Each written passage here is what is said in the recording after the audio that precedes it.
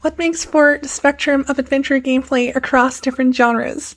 It happens when discovery and journey, reminiscent of the one felt during spatial exploration, is instilled by a type of spatial and/or macro progression that is not straightforward, not fully transparent in how it works or what to do, author-driven in how it progresses, and most importantly, not just solved by systemic skill or being a pure logical genius, but is more figured out.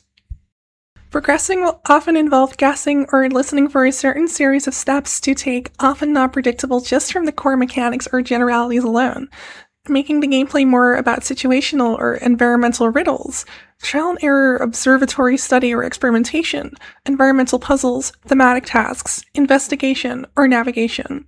It works through a set of pre-scripted triggers switching parts of the environmental and thematic scenario game state.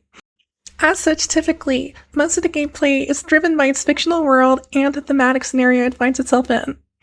They involve navigation, gathering hints, codes and clues, and collecting key items to get past lock-like roadblocks, manipulating environments, exploratory verbs with unsystemic outcomes, logic/deduction mechanics, hidden variables from actions affecting thematic pre-scripted outcomes, and pre-selected moments where you can choose from a multiple-choice list to branch the scenario.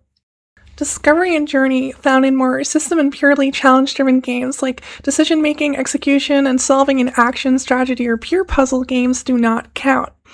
Discovery of sandbox or simulation-type systems where results emerge from a set of basic mechanical rules, rather than an author saying X happens at a specific moment Y, do not count. However, somewhere in between sit sandbox/sim games that have open, unorganized adventure-like gameplay such as exploring and gathering items in Minecraft, or maybe a game that's a glorified 3D environment art gallery. I call this adventure sandbox play.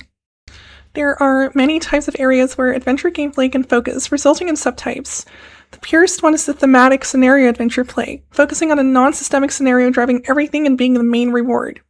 Another major one is navigational adventure play, all about navigating spaces more in the abstract, often made up of more systemic prefabricated spaces with rewards often being for a different type of core gameplay such as action or RPG gameplay. A third major is narrative adventure play, which works more like choose-your-own-adventure books or interactive movies, consisting of branching pre-selected choices directly interacting with the story rather than the environment.